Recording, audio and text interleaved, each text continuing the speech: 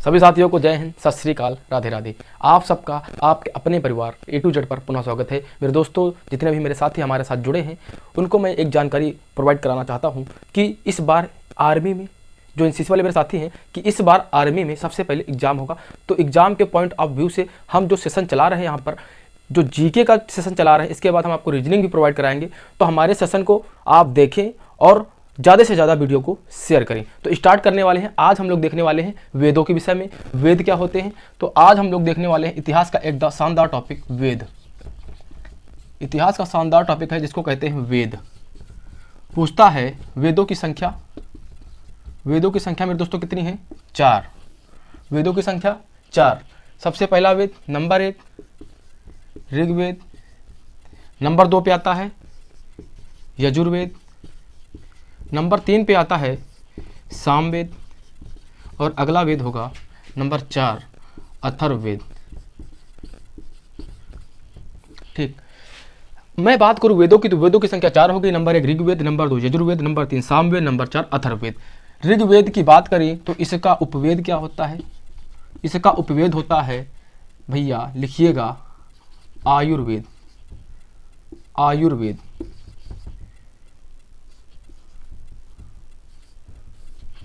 मतलब कि ऋग्वेद का उपवेद क्या होगा? आयुर्वेद। यजुर्वेद का उपवेद, यजुर्वेद का उपवेद क्या होगा?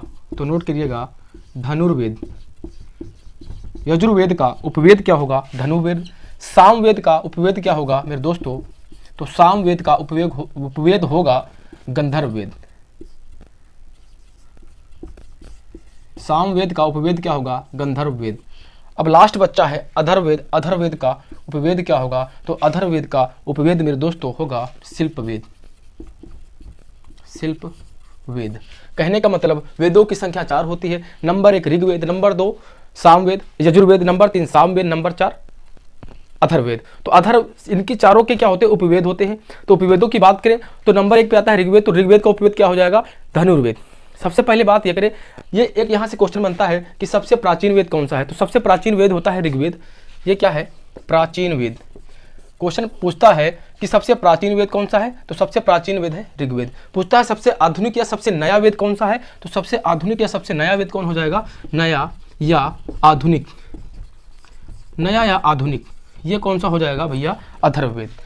प्राचीन वेद हो जाएगा तुम्हारा ऋग्वेद, नया वेद या आधुनिक वेद कौन हो जाएगा? अथर्ववेद।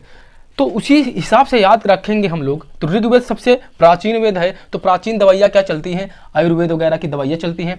आयुर्वेद वगैरह की दवाइयाँ चलती हैं। सबसे प्राचीन वेद है ऋग्वेद। तो ऋग्वेद का उपवेद क्या हो जाएगा? धनुर्वेद। अब बात करते हैं यजुर्वेद। यजु से धनु याद रखो, यजु धनु। तो यजुर्वेद का उपवेद धनुर्वेद। आता है सामवेद। तो सामवेद का उपवेद क्या हो जाएगा? गंधर्ववेद। मतलब साम आते ही क्या आने लगी? गंध आने लगी। तो सामवेद का उपवेद क्या हो जाएगा? गंधर्ववेद। आगे बात करते हैं अथर्ववेद। तो अथर्ववेद का उपवेद क्या हो जाएगा? शिल्पवेद। अथर्ववेद कैसा वेद है? नया वेद है, आधुनिक वेद है। तो नई नई अभी शिल्प कलाएं वगैरह आई हैं, तो इस हिसाब से आप याद रख सकते हो। कहने का मतलब ऋग्वेद पुराना वेद है, प्राचीन वेद है, इस हिसाब से प्राचीन दवाइयाँ चलती थी। तो क्या हो जाएगा? यजुर्वेद। उसके बाद धनुर्वेद, यजुर्वेद। ऋग्वेद का क्या हो जाएगा? आयुर्वेद। यजुर्वेद आता है तो यजु से आप रखो धनु। तो यजुर्वेद का क्या हो जाएगा? धनुर्वेद। साम आते ही क्या आने लगी? गंध आने लगी। तो सामवेद का क्या हो जाएगा? गंधर्ववेद। अथर्ववेद क्या है मेरे दोस्तों? नया वेद है। तो नई कलाएं कौन सी आई? शिल्प कलाएं वगैरह। तो क्या हो जाएगा? शिल्पवेद। ठीक है। अब मैं बात करने वाला हूँ एक बात से। सबसे पहले मैं बात करने वाला हूँ ऋग्वेद की। सबसे पहले मैं बात करने वाला हूँ ऋग्वेद की। तो ऋग्वेद में कितने मंडल हैं? ऋग्वेद में मंडल 10 मंडल हैं। तीसरा मंडल किसको समर्पित है? तीसरा मंडल किसको समर्पित है? तो यह सूर्य देवता सावित्री को समर्पित है। सूर्य देवता सावित्री को समर्पित है। ठीक है। तो सूर्य देवता, इसी में याद रखिए। तीसरा मंडल क्या है? गायत्री मंत्र का उल्लेख है। गायत्री मंत्र का उल्लेख किसमें मिलता है? तीसरे मंडल में ही मिलता है। गायत्री मंत्र किससे संबंधित है? सूर्य भगवान से संबंधित है। आगे बात करते हैं नवा मंडल। तो नवा मंडल मेरे दोस्तों एक पास से नहीं, मेन हम मंडल ध्यान देंगे। 10 मंडल टोटल होते हैं। तो तीसरा मंडल सूर्य देवता को, जो नवा मंडल होता है वो सोम देवता को। ठीक है। नवा मंडल सोम देवता को। 10वां मंडल आता है तो 10वें मंडल में पुरुष सूक्त का उल्लेख है। पुरुष सूक्त का उल्लेख है। पुरुष सूक्त का उल्लेख का मतलब जो है, पुरुष को जितनी भी कास्टें, इनको मतलब कि पुरुष को जो है 4 भागों में बांटा गया। सबसे पहले कौन सा? ब्राह्मण, नंबर 1, नंबर 2 क्षत्रिय, नंबर 3 वैश्य, नंबर 4 शूद्र। कहने का मतलब ब्राह्मण माइंड को कहा गया, क्षत्रिय पेट को कहा गया, वैश्य भुजाओं को कहा गया और जो शूद्र कहा गया वो पैरों को कहा गया। ठीक है, तो ब्राह्मण सर को कहा गया, क्षत्रिय किसको कहा गया, क्षत्रिय किसको कहा गया मेरे दोस्तों, पेट को, सॉरी क्षत्रिय कहा गया भुजाओं को, वैश्य किसको कहा गया, पेट को, और शूद्र किसको कहा गया, शूद्र कहा गया पैरों को। ठीक है, तो ऋग्वेद में इसका उपवेद क्या हो गया, यजुर्वेद। ऋग्वेद का उपवेद आयुर्वेद। ऋग्वेद का कितने मंडल, 10 मंडल। ऋग्वेद में तीसरा मंडल किसको समर्पित है, सूर्य देवता सावित्री को। ऋग्वेद में ही तीसरा मंडल जो है गायत्री मंत्र, इसका उल्लेख है। 9वें मंडल में सोम देवता को समर्पित है। 10वें मंडल में पुरुष सूक्त का उल्लेख है जो 4 भागों में पुरुष को बताता है। ठीक है, तो आगे हम लोग देखने वाले हैं। तो ऋग्वेद में जो है इसमें 1028 क्या है, श्लोक है, 1028 श्लोक हैं, या इनको आप सुक्तियाँ भी कह सकते हो, सुक्तियाँ भी कह सकते हो। ठीक है, ऋग्वेद में कितना, ऋग्वेद में जो है 1028 श्लोक है और ऋग्वेद में ही जो है तुम्हारा 10,462 रचनाएं हैं।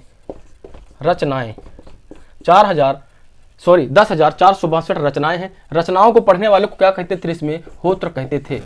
जो ऋग्वेद में ये रचनाएं थी 10,462, इनको पढ़ने वाले को क्या कहते थे, तो इनको पढ़ने वाले को होत्र कहते थे। मेरे दोस्तों याद रखिएगा, इसी वेद में, ऋग्वेद में जो है इंद्र के लिए, इसमें इंद्र के लिए मेरे दोस्तों इसमें 250 रचनाएं और अग्नि के लिए 200 रचनाएं थी। यह था तुम्हारा ऋग्वेद का पूरा क्वेश्चन। जितने भी यहाँ से ऋग्वेद के फंसते हैं मैं एक बार फटाफट से आपको रिवीजन करा रहा हूँ। ऋग्वेद का उपवेद आयुर्वेद। ऋग्वेद प्राचीन वेद है, इस वजह से क्या हो जाएगा, प्राचीन समय में दवाइयाँ चलती थी आयुर्वेद वगैरह की, तो ऋग्वेद का उपवेद क्या हो जाएगा, आयुर्वेद।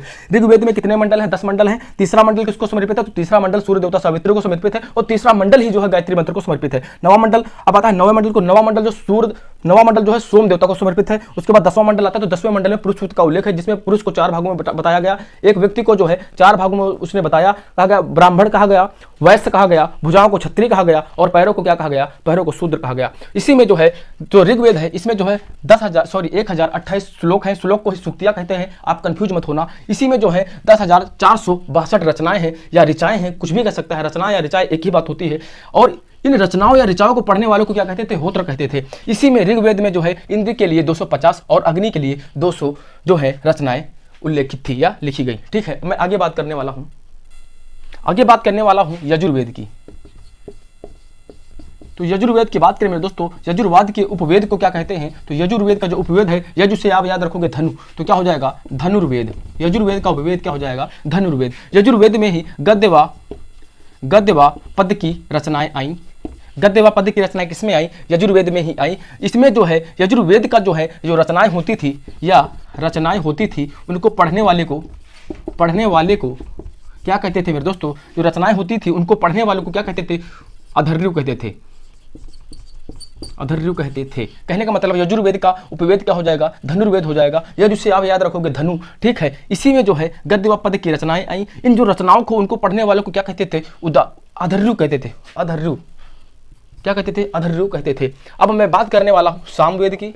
तो सामवेद याद रखिए मेरे दोस्तों, सामवेद को संगीत का जनक कहा जाता है। संगीत का जनक कहा जाता है किसको, सामवेद को। ये तुम्हारा तीसरा वेद है, ये तुम्हारा दूसरा वेद है। सामवेद को जो है संगीत का जनक कहा जाता है। सामवाद में रचनाएं या ऋचाएं, रचनाएं को पढ़ने वाले को क्या कहते थे, रचनाओं को पढ़ने वाले को क्या कहते थे मेरे दोस्तों, इसमें जो है कहते थे उदात्र। क्या, उदात्र कहा जाता था सामवेद में।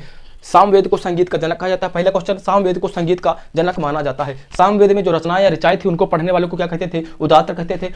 यजुर्वेद की बात करें तो यजुर्वेद का उपवेद क्या हो जाएगा मेरे दोस्तों, धनुर्वेद हो जाएगा। और सामवेद का उपवेद क्या हो जाएगा, गंधर्व वेद हो जाएगा।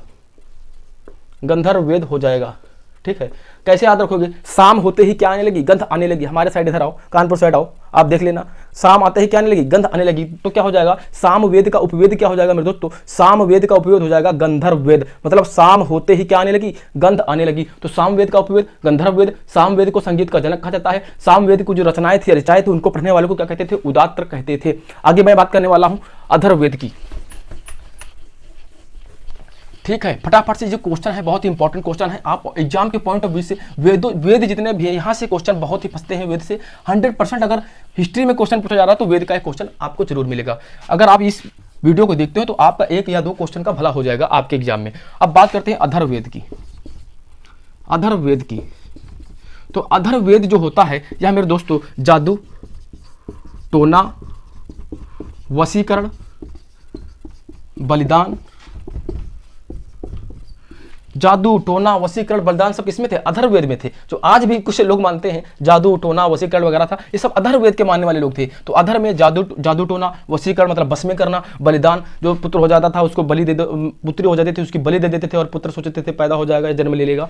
तो ठीक है, ये इसी में होता था अथर्ववेद में। ये जो थे अथर्ववेद वाले लोग थे जो ये क्या कहते थे?